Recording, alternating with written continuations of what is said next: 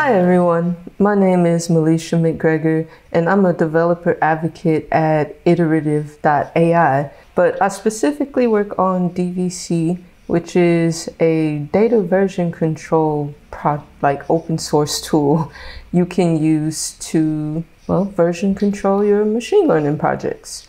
But today I'm going to talk to you about convolutional neural networks in action. If you have any questions at any point, feel free to reach out to me personally on Twitter at FlippedCoding, or you can reach out to the whole team on Twitter at DVC.org. But just so you have a little background about me, I have my master's in mechanical and aerospace engineering. Then I did some machine learning work in robotics, where I was able to work on this cool autonomous car that interfaced with pedestrians and passengers. And from there, I've done things on front end, back end, DevOps, database admin stuff. I've just kind of been all over the place in tech. But convolutional neural networks are actually something that I work with a lot on my personal projects, which probably says a lot about what I do with my free time. But I wanted to talk about them with you all so that you can see how they're actually used in action. So just a quick overview of what we'll be talking about today. I'll give a quick background on neural networks in general. Then we'll go over some basics of CNNs, and I'll touch on a few use cases for CNNs. And we'll actually make one, I'll walk through the code that you would use to make a CNN in Python, and we'll run just one quick training experiment with DVC so we can look at how well our model actually is. And finally, I'll wrap up with just a few key takeaways, some stuff that I really hope helps you after this is over. So to get started, a little background on neural networks. These are basically just algorithms that can be used to make predictions.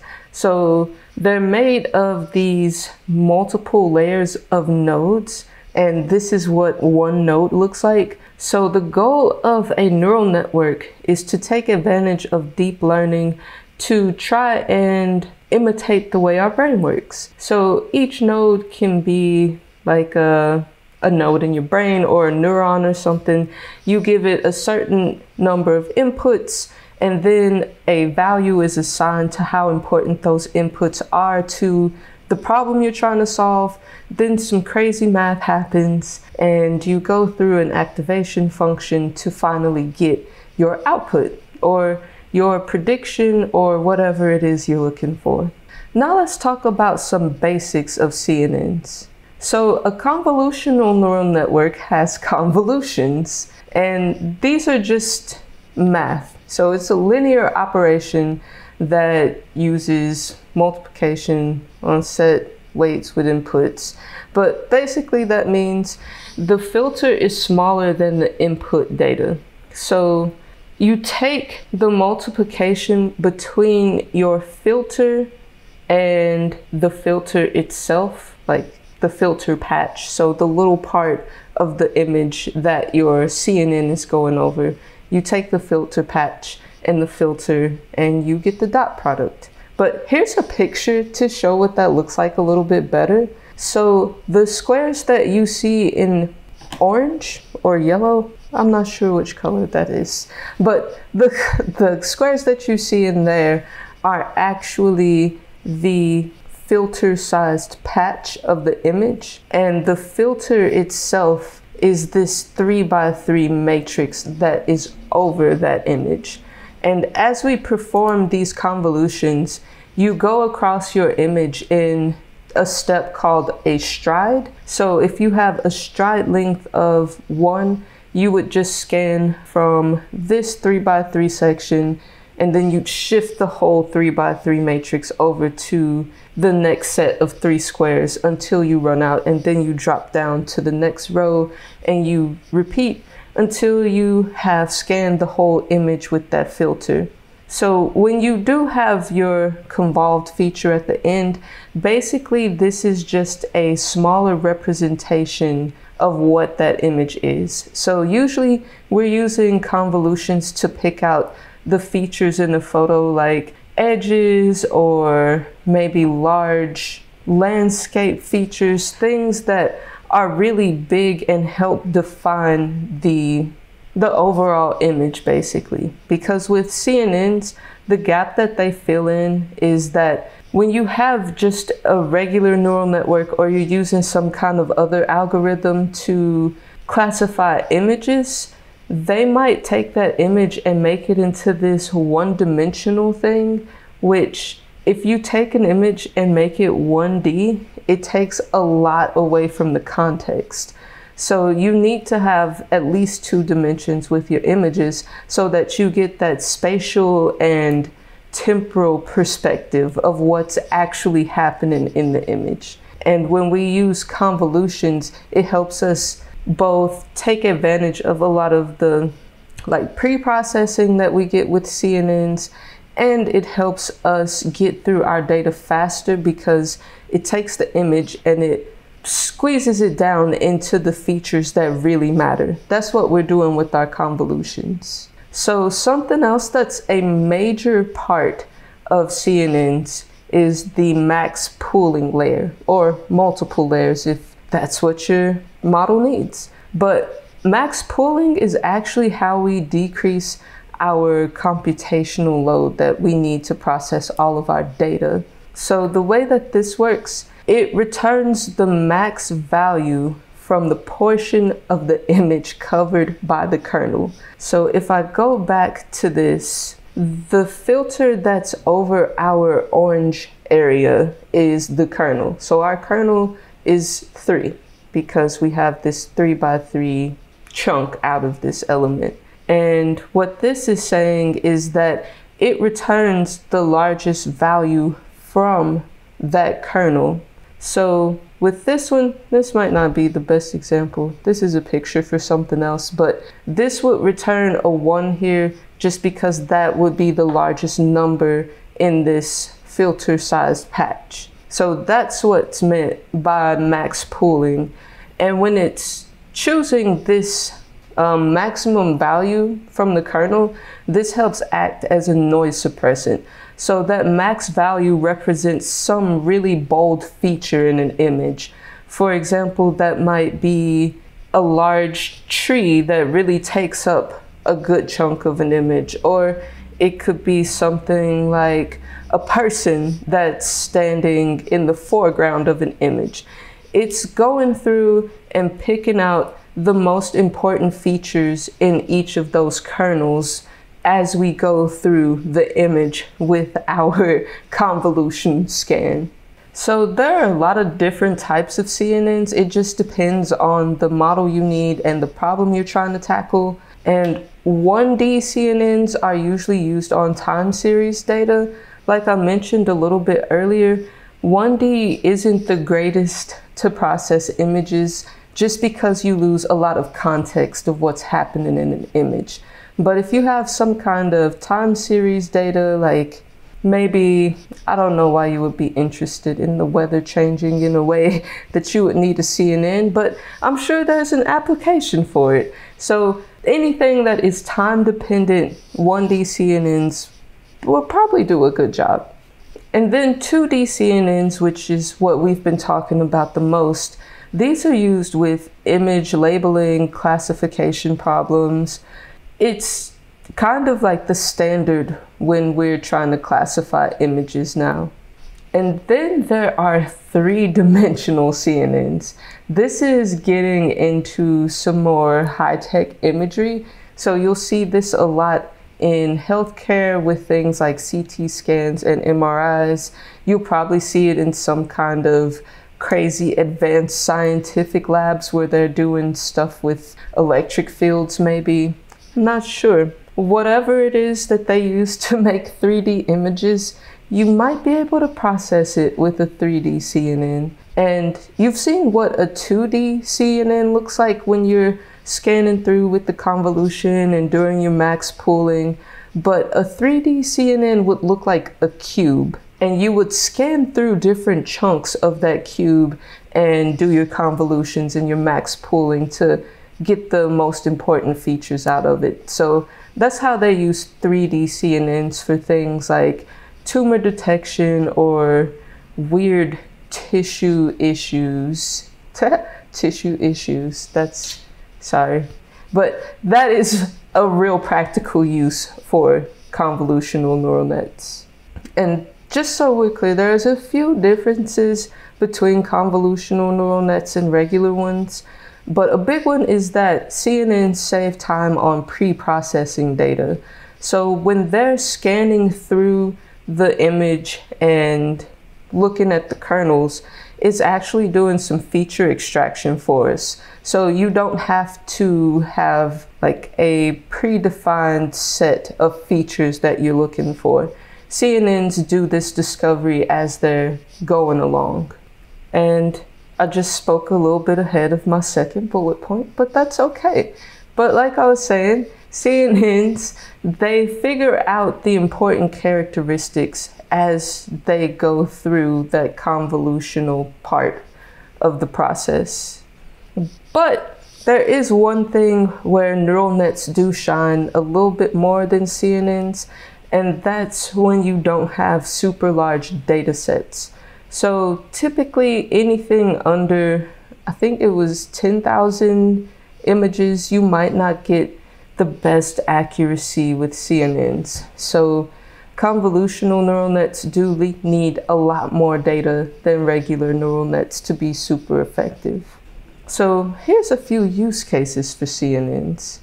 Maybe you want to recognize different handwriting, which kind of segues into the MNIST example that we'll be going through shortly.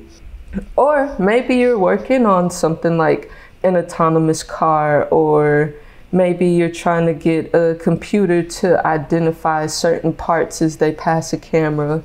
This is one of those times you would consider a convolutional neural net. And you might also use this to help prevent bank fraud. So reading the digits on checks is actually a really important thing.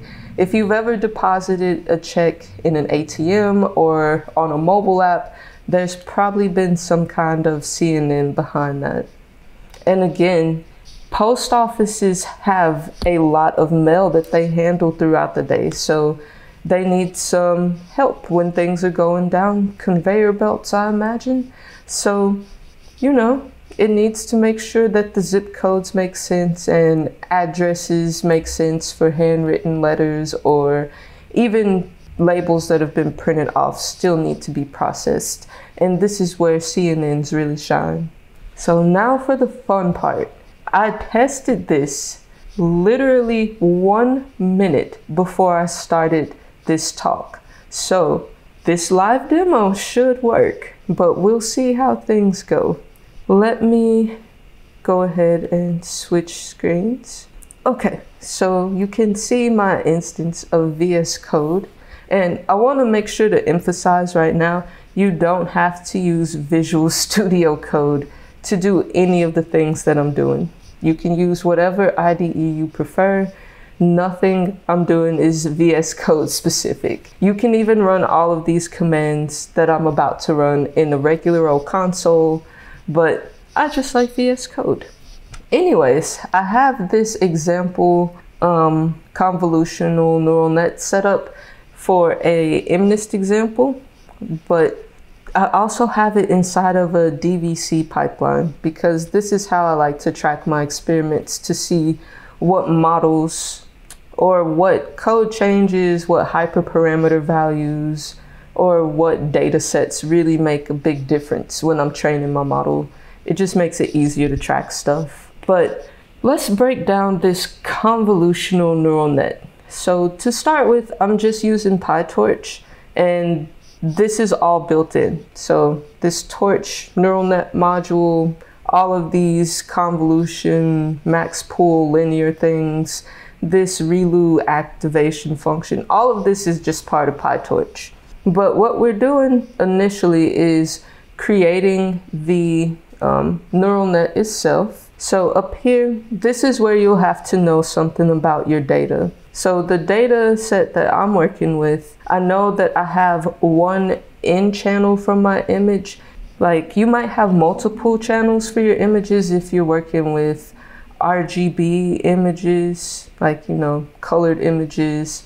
But if you're working with something that's black and white, you probably can get away with just having one channel in.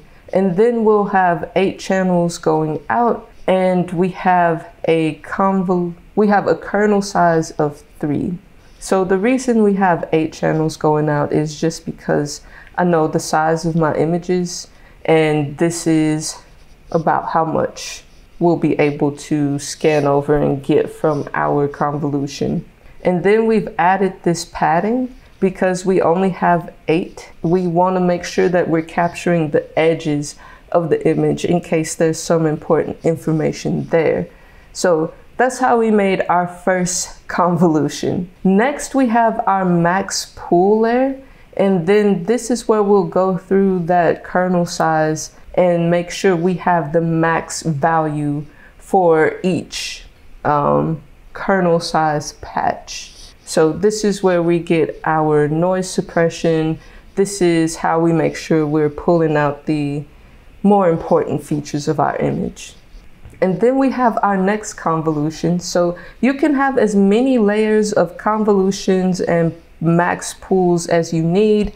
You can throw in some batches if you need. They can get really intense if you're working with some crazy images, which it doesn't take much. So don't be afraid to play around with multiple layers of convolutions and max pools. But one thing to keep in mind is that the input for the next convolutional layer matches what the out was for the previous layer. So in this case, you see we're getting more defined on the image area that we're going over. So now we've started with 8 channels coming in, and we're going to go over 16 sections. So we're trying to get more definition and figure out what those important features are. But we'll keep the same kernel size. We'll do the padding just to make sure we're not losing anything. And then we just have a few linearization layers at the end just to normalize some things. And last, we have our forward network, and this is how we really get the features and build the model. So we have activation layer for this first one, and that's just a way of getting a positive value or a 0 if there isn't a positive value. And you'll see ReLU activation used pretty much standardly in neural networks, just because it gives you that like impulse value. It's either positive or 0, so you don't have to filter out as much stuff. But we're doing the activation function, we're handling the max pooling on the image, we're going through activation for the next convolution, we're doing some more stuff, and then finally we return the model. So that is how you make a convolutional neural net in Python using PyTorch. And a lot of it really is just dependent on how well you know your data. So if you're a little bit confused about what numbers you should use for your convolutional layers or your max pool, take a look at the PyTorch docs and then just play around with them. Pretty much all of model making in machine learning is just experimenting with different values. And that's why I like DVC. So for example, I'm just gonna run an experiment to show you what it looks like.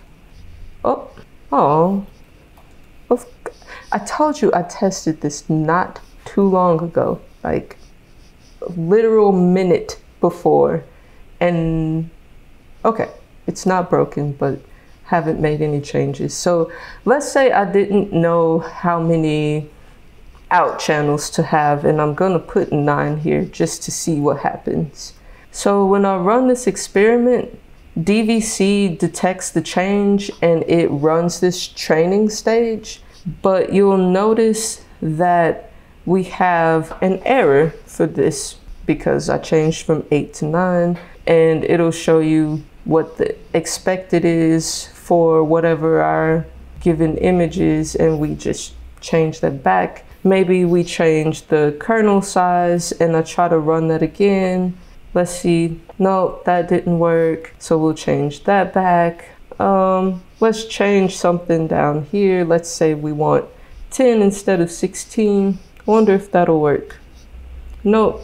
But the good thing about DVC is that if any of those code changes were to have run, maybe let's try changing this to 64. See what happens. Did that run? Nope. Okay. So you see, you really have to know the data you're working with to get the right values. But let me just try one more thing and see if that works. All right. This is exactly what it's like sometimes when you're training a model.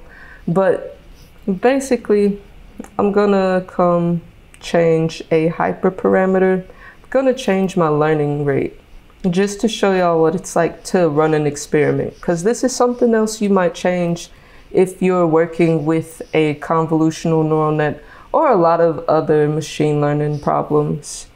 So I changed that learning rate because I'm trying to figure out the best model for my MNIST data set, and I'm gonna do this a lot. Like, it's a common problem in machine learning to just do this, changing values, changing code, maybe adding new data to your training set and seeing how that affects your model. So in this case, you can see we have some epochs that are running, we have our loss, we see how accurate it is, and that's with this learning rate. So I'm gonna stop the training run and just show you our table real quick.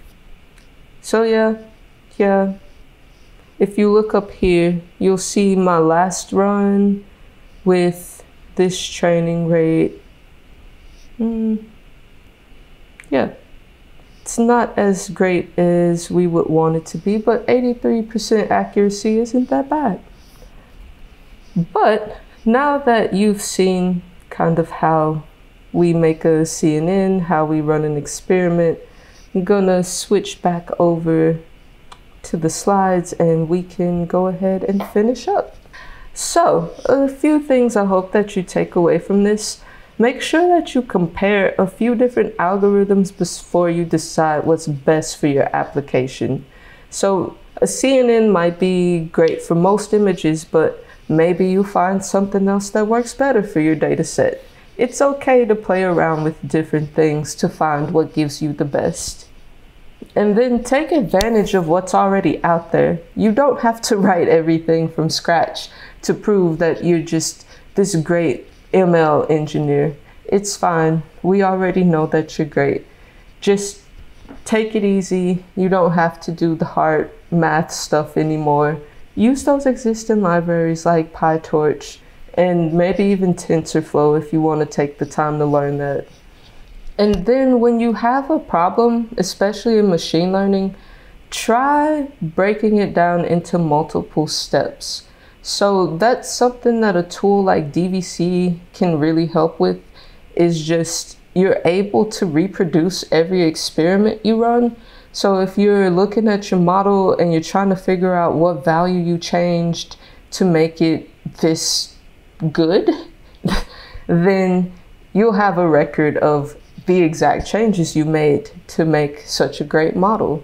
But that's all I have for you today. I hope you were able to learn a lot about CNNs. And again, if you have any questions for me, feel free to reach out on Twitter @FlippedCoding. Thank you.